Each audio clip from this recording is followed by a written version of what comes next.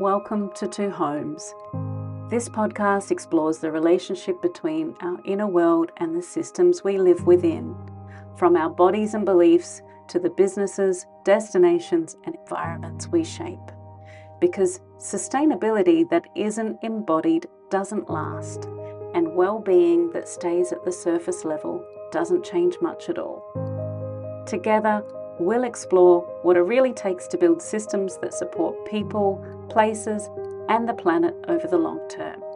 From leadership and organisational culture to the hidden patterns that shape how we live, work, and travel. This is an invitation to look a little deeper and to discover how meaningful change often starts closer to home than we think.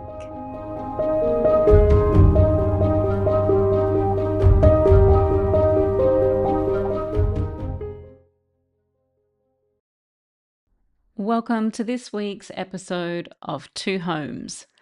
Now today we're looking at things a little bit differently. We're going to go from the inside out, this time using my business as the case, as the how am I practicing what I'm talking about here in my own business.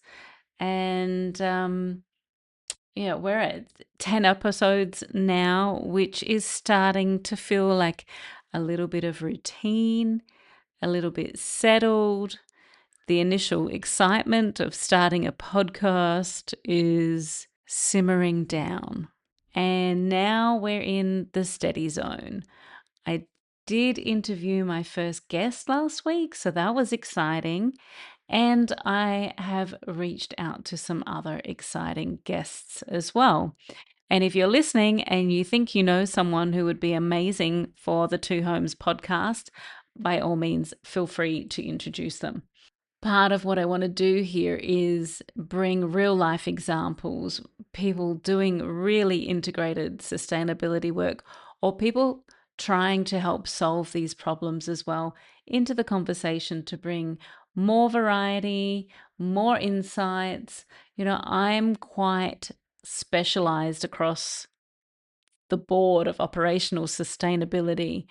And there are a lot of people who have really honed in on particular areas and particular solutions and aspects of that. And, we're all working towards the same goal. So I'm looking forward to having, really robust, really real discussions here, in case you haven't picked up on that already, but really, really real, really gritty, like nothing is perfect. And we'll talk about that today, but also where does perfection stop us from even beginning? That's another conversation. For today, we're looking in. And so what was I thinking when I got started on this, and where are we now? A little over a month into the podcast going live at the time of this recording, but much further ahead of that in terms of what I've sat down and put in voice so far. To be honest, starting this podcast has been on my mind. It's been not at the front of my mind, no, but it's been a little filed away until the right time. And that time really came through loud and clear earlier this year. But I hadn't really thought about, what is episode to episode going to look like. The overall idea of the podcast was really about our inner home and our outer home. Our inner home really being the reason why we're unable to tend to our outer home. And my strong belief that if we're able to tune in, if we're able to take care of this amazing, remarkable planet that we live on, a lot of the problems that we think we're facing will start to fade away. I feel like a lot of modern society is really trying to deal with symptoms and just trying to ease immediate pressure. And that I really feel like if we started simplifying and really going back to some good basics that can still be maintained while adhering to the modern lifestyle we now are privileged to have. We have so much ease and so much, wow, like so much technology at our hands, so much richness in our lives, so much comfort, more than ever before. And I also wonder if occasionally comfort is the enemy of sustainability. I was chatting with some friends over the weekend and we were talking about food and various other things. And whilst we all agreed that single use plastics, another topic that I will do a dedicated episode on not too far from now, single use plastics in some part of the world, in particular, we were talking about Southeast Asia, tends to happen around me. We're talking about Southeast Asia. Yes, there is a lot of excess single use plastic in operationalizing things in cafes, in markets, what have you. But overall, a country like Australia consumes and wastes so much more. I mean, in Australia, we waste a third of all of our food. That's crazy. That's also a comfort problem. It's not something that a less comfortable society would be able to do. It's definitely not something, food waste is definitely not something that happens in less rich countries than Australia. I can assure you. Okay, so that's kind of my core belief at the heart of all of this is when we can regulate, when we can be calm and look at the big picture, not just the immediate urgency of what's in front of us, then maybe some of those immediate problems start to fade away. Maybe we start to connect more to ourselves and maybe we start to take a better care of the planet. What has this podcast now become from that original concept? Look, where yes, it's 10 episodes in, but it's only 10 episodes. So it's still coming together, but I do really feel like this is one of the core themes, and that culture and people are at the heart of everything that we do. And so, how can we be more present, more connected, more meaningful, more resourceful? And at the same time, that turns into real amazing commercial realities like staff retention, fewer sick days, better resource efficiency, better energy efficiency, cost reduction, so many things. Okay. So I'm excited to see where we are in 20 episodes, what that looks like here. And I really want to say thank you to everyone who's listened so far, to everyone who has written a comment or left a review. It really means so much. It really does feel like that nudge to keep going, that nudge that this is the right thing that I've brought into the world. I get a lot of creative ideas and I get excited, and not all of them stick around. Some of them are for a reason, a season, and some are for a lifetime. Speaking of lifetime, Plastic Free July is going to be coming up real soon. And I will be doing plastic free workshops in June and July in Sydney and online. That's the original. That's where we started with Plastic Free Southeast Asia and my business. And that stuck around. And I really think that this podcast is going to stick around too. It feels like a really solid, steady offering. And so I hope that you'll keep giving me feedback, and I hope that we keep doing some meaningful work together. So I talked briefly in a recent episode about my near somatic movement journey and how I feel like that is interwoven with this notion of sustainability. And we talk about either obviously or less obviously the inner and the outer home in every single episode. The more that I learn, the more that I'm understanding how we humans interact and the interconnectivity, the more I feel that this is just such a conversation of uniting things together. And my first guest talked about this too, about uniting what seemed like separate businesses for her into one conversation. And like there is very little separation. we can find correlations and connections with so many topics, and also so much of us as humans. So much of us as humans. We are more similar than we are different. And I'd love to see more of that. So underneath all of these podcasts, wow, like there's so much conversation that takes place. It's starting to flow more readily now, but in the very early days, actually, when I first committed to planning this out and setting these wheels in motion, firstly, my instinct was just to find something and record and hit go and start doing it, which is very me of the past. But then to actually slow down and plan it out and have conversations, I think it's very two homes of me to be learning that in the process of building this podcast. But it also gave me time to engage and really interrogate some of my thinking, to go beneath the surface. Because I think if I had just given in to that instinct, and I've talked about instinct and intuition, they're two different things, but both have come up in separate conversations on this podcast. But if I'd given into that instinct not always serving my higher purpose, I don't think we'd have such a deep and valuable conversation here on the podcast yet.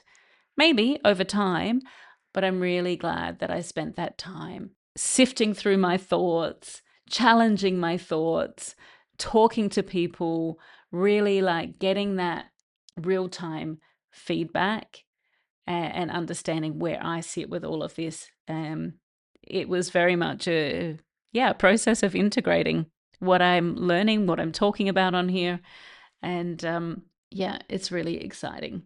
And I've seen how that process has actually filtered across so much more of what I'm doing, how I show up in business conversations, how I am presenting things online via my social media, via email conversations, and a new level of confidence emerging, but also a level of enjoying the journey, enjoying the process. And early on, before we'd hit launch, I was chatting to someone at an event and said, "Yeah, I've started a podcast," and they're like, "Ugh." Actually, more than one conversation at more than one event, and the reaction was a little bit like, "Oh God, that seems like a lot of work," and I really felt like it's just such interesting work. It's really just got so much more value. It's not about spending maybe 10 hours on the first episode, I'm not sure. It's very much a process of distilling down ideas and thoughts and thought processes, but then just letting it flow. And the value goes beyond just producing the podcast. It's all of those other conversations and things that are happening as well. And I dare say that's similar to sustainability. Sustainability isn't about producing a sustainability report. It's about all of these wonderful little gems that get uncovered along the way as well, like the staff retention, staff satisfaction, customer satisfaction, engagement, so many things that are not necessarily measured on a sustainability report. So I'm sure I'm going to keep uncovering so many more benefits of this podcast, but it's really getting me to think creatively. It's getting me to have new ideas, to explore old ideas in a new way. I'm really seeing huge shifts in everything. And what making this podcast has really confirmed for me about why it matters is I was having many of these conversations with various people, like people in the industry, friends, and really feeling like over the last 11 years, the amount of times I've been told, "Oh, you're so far ahead of your time," which has been interesting. And I haven't always taken that as a compliment, because I felt like there's so much to be done and I don't want to be ahead of my time. I want to be here working, helping to make a difference, not out there by myself. And so bringing these conversations into a more public forum where we can talk and where I can express these, where I can engage with guests and where I can hear your feedback and hear your comments is really exciting. I don't want to be ahead of my time in this like echo chamber of one anymore. um, and, and the feedback has really been encouraging that I feel like, I'm finding the people who are ready for these conversations, and that's exciting. One of the challenges of creating a podcast in a business where I work by myself is that how do I have a safe container for myself? And I think this is why I can relate to the sustainability manager role as being quite a lonely one. So, there is a lot of being vulnerable. There's a lot of being accountable and a lot of being creative in how I get that container and that space held for me. So, one of the things I've been doing this year is actually using AI a bit like a business partner, or like an assistant, which I guess is what it's there for. But in terms of helping me stay focused and prioritize, making sure I'm not dropping the ball on anything, holding me accountable, where when in a business by myself, it would be very easy to make a lot of excuses. And so that's been fantastic. And it's also helped me in terms of making sure that in each podcast episode, I'm presenting a complete idea. Like they're my ideas, they're my concepts, they're my examples of working in this industry for so long. And I want to make sure that each episode delivers some value and lands and is resonant, relatable, and not just me talking. Not just me talking in a way that, isn't really changing anything or making a difference. So there's that. Then there's my personal friendships as well. That has been part of it. And I am absolutely so fortunate to have such an incredible co-working space to go to. I work out of the Commons, which is a B Corp, so it's very values aligned, but the community is absolutely phenomenal. I've not got your traditional business container, but I feel like I'm seeking, I've got the confidants, I've got the colleagues, I've got the place of work to go to that provides that for me as well. Which brings me to that conversation of burnout that we had a few episodes ago. And how do I personally stay resourced enough to keep doing this work? And in a future episode, I want to talk about duality, because that's been a huge part of it. And recently, when I was interviewed on the single-use plastics for the Sydney Morning Herald, it came up again that, having a photographer coming to look at my space, I was looking at the plastic that's in my life. And to be honest, there's a lot more plastic in my life than when I first started Plastic Free Southeast Asia, because I've had to learn that I can't be perfect. And so trying to do that has definitely led me to burnout in the past. So how do I make sure that I'm taking care of myself in a way that enables me to keep advocating and championing doing this work that is meaningful in so many ways for people, for businesses, and so forth, and also take care of myself. And I think that's pretty clear with I think that's pretty clear with the trajectory of the episodes so far. If you were to look at the titles in chronological order, I think there's a pretty clear personal journey interwoven in there. And I think that is the case, that, so many people doing work like this in respective fields, we're learning and we're teaching ourselves at the same time. And when I teach sustainability managers how they can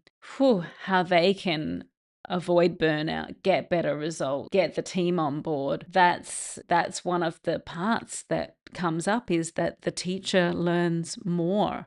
So how do we also turn more people into teachers? Because that shares the load, reduces the burden, empowers people, but it also means we can each and all of us stay resourced enough to keep doing the work. So for myself, I think I've already touched on that, but near movement, daily walk. I put myself, my body first before I hit the tools, before I start doing the work. And I make sure that I am working and operating from a healthy level, not from a depleted level. That I'm working in a grounded and proactive way, not from a reactive and depleted way. And so when I look at my inner home right now, it's in a pretty good place. It's in a pretty good place. Things are calm, they're grounded, the eye is on the service and the value that I want to deliver. But in all honesty, about a month ago, it wasn't in such a great state. Taken this huge leap to recommit to 100% full time in my own business. And that has been scary on a lot of different levels, because the last time I did that in Sydney was when the pandemic started shortly afterwards. And I tell you, we're not having a lot of conversations about this anymore, but like that, the pandemic did a real number on my nervous system.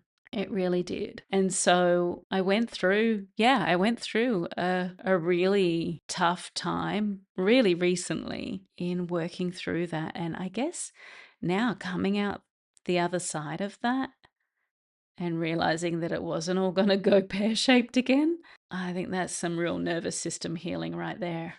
Yeah.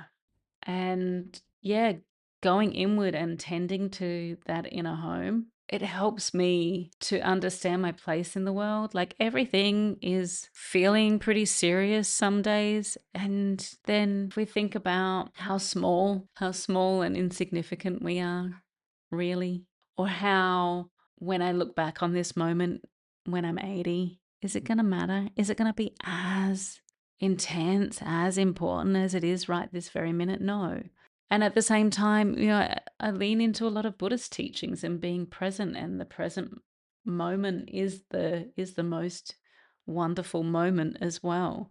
So I love that the prompt I've got here for myself is, what does going inward look like for me on a regular Tuesday? And Tuesdays are fantastic. I'm recording this on a Monday, so Mondays have become very much my get into nature, movement, connect with my network, and recording this podcast today. It's not every Monday, but it is frequently on a Monday. But a regular Tuesday going inward, I am part of a regular meditation group that's put on by my workspace.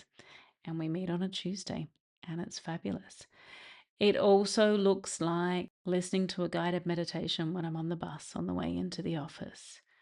It also looks like taking half an hour to have my lunch and connect with my colleagues while we do trivia together out of the newspaper. It also looks like having a coffee with someone from the workspace or in the sustainability space or in the hospitality space, and just listening to each other about what is going on in our professional worlds. Yeah.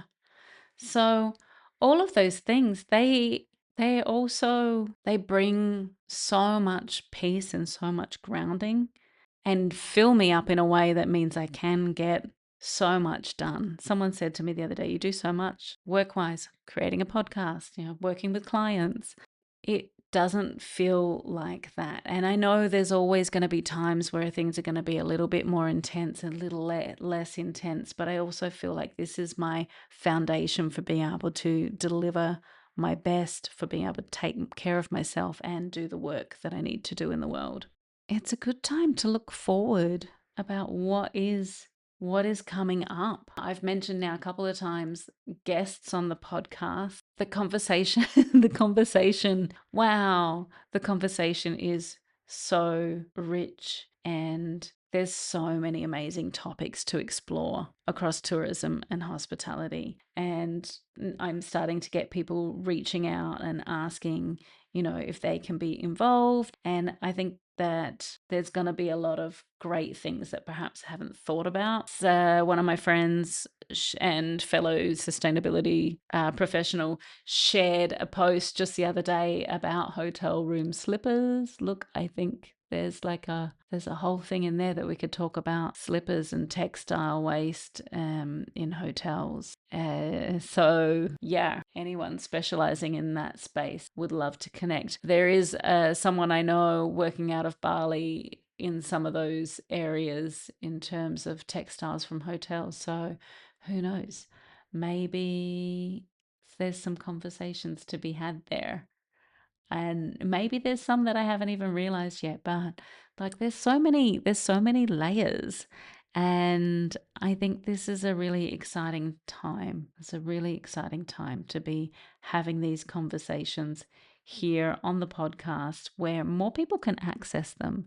We can't all always be meeting in person, and I do find that a lot of the time the greatest opportunities to connect with the industry are when we're at conferences, but then conferences are pretty intense, and it's like 2 or 3 days of constant talking and networking and listening and coffees and probably some drinks and all of that stuff. And then you get to the other side of it, you're like, oh, you've got so much more work to do with following up and connecting and taking conversations to the next space. So I'm excited about having some of those conversations in a way that brings more people to the table by being able to provide that platform, but also bring that to you if you're not able to be at those conferences, or having these particular deeper levels of conversation that we just don't get when we're having those quick, hi, great to see you again, it's been a year, see you next year, off we go kind of a thing. So the other thing is that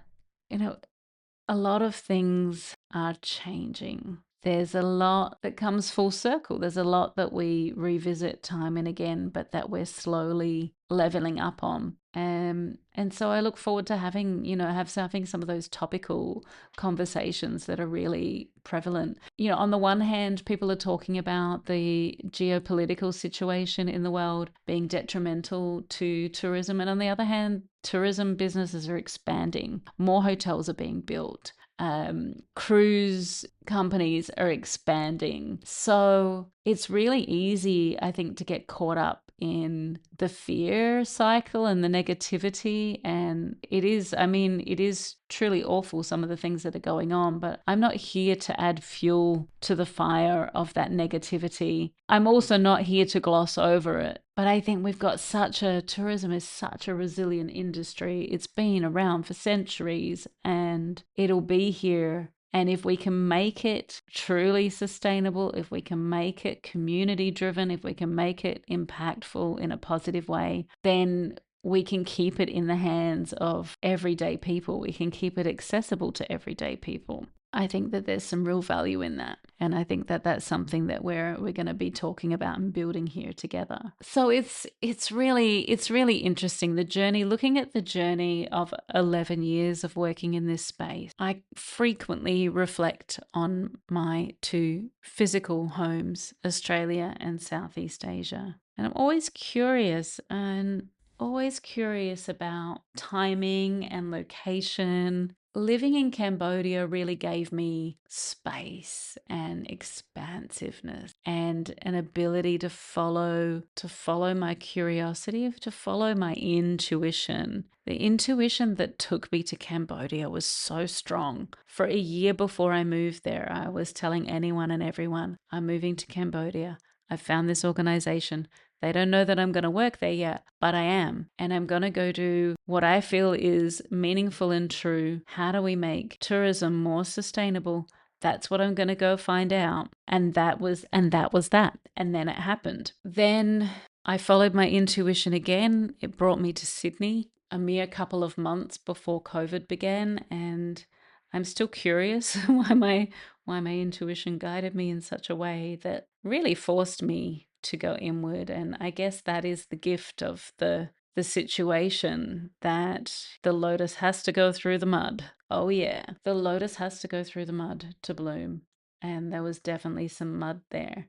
And now I feel like I'm living this like a really wild full circle experience of celebrating the 11 years anniversary of Plastic Free Southeast Asia, along with the podcast launch on the same day that I consider to be, when I first spoke publicly about Plastic Free July and single-use plastics in Cambodia. This year, I will be holding an event for Plastic Free July in Sydney.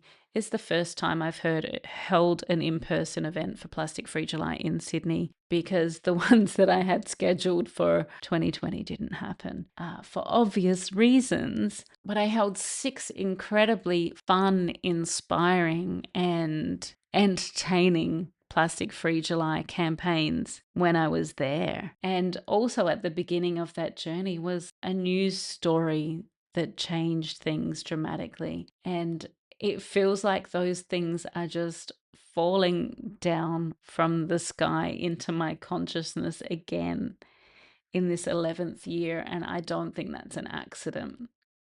And I don't think that I could be here doing this if I hadn't done the inner reflection, if I hadn't slowed down and had a really good look through that mud.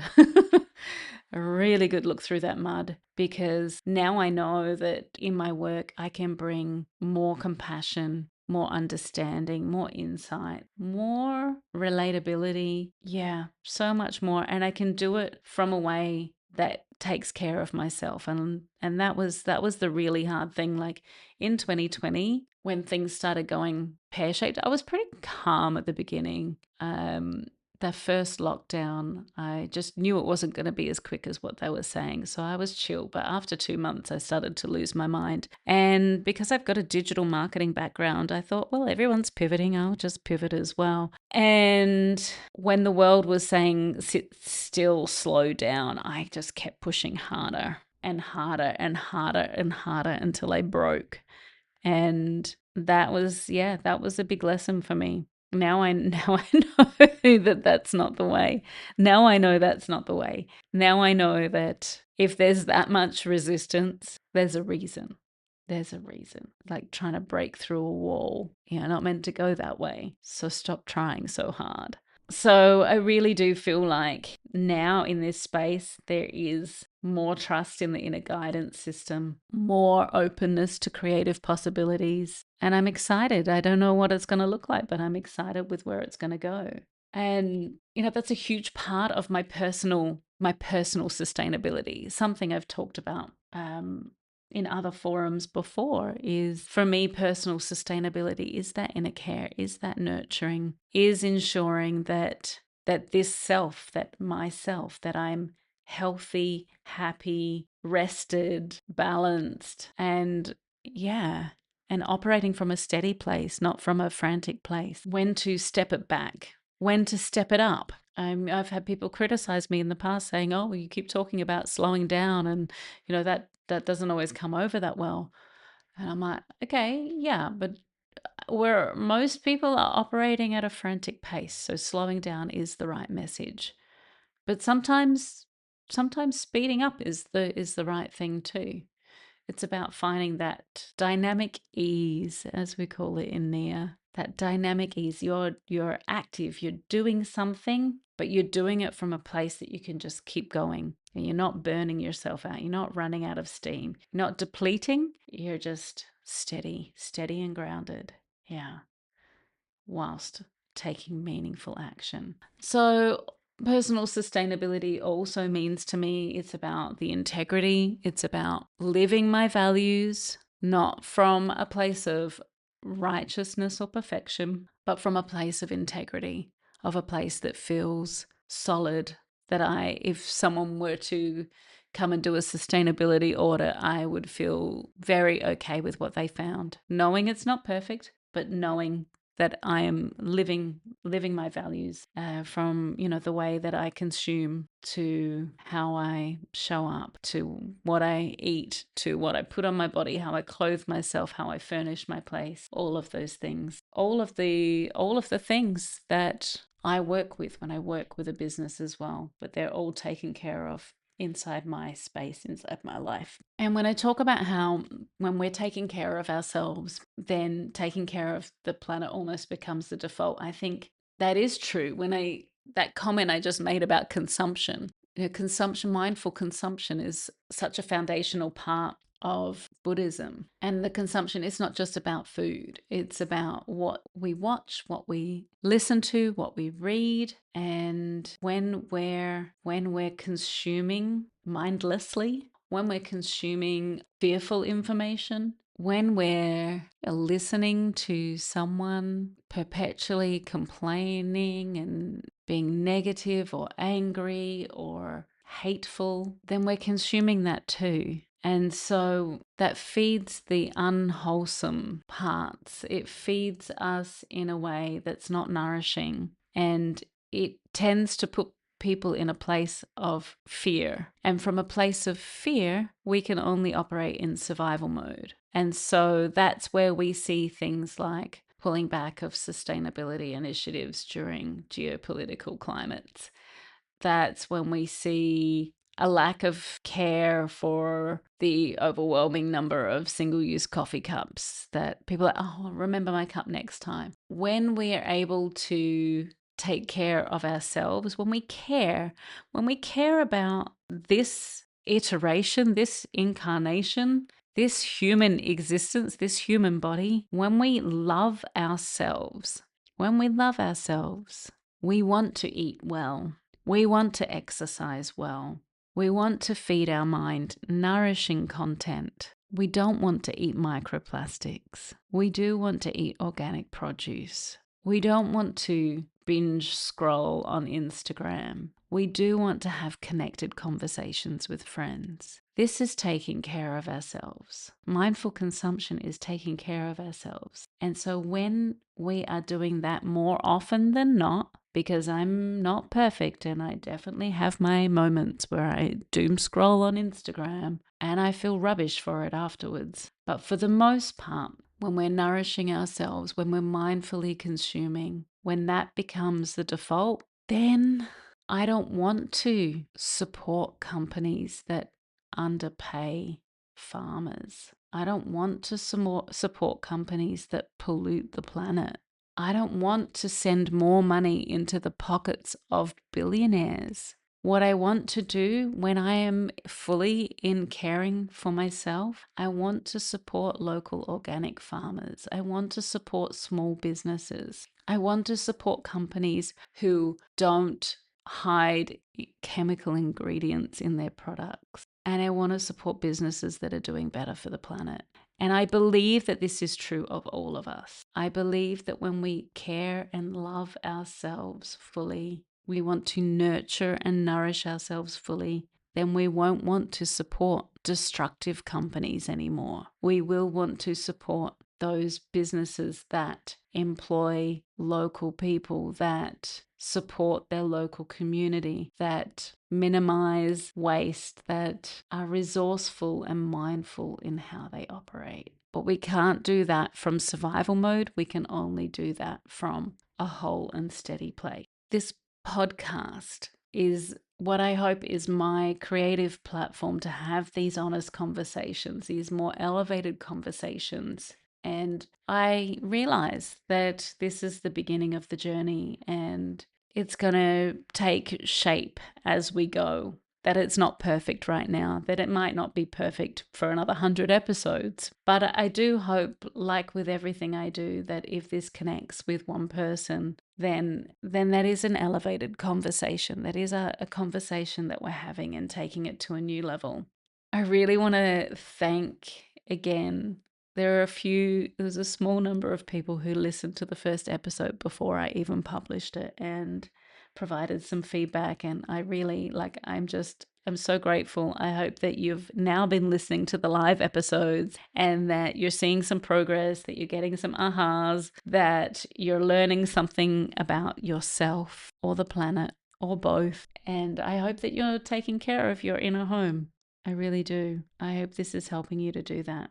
And thank you to those of you who have written comments already on Spotify or left a review on Apple.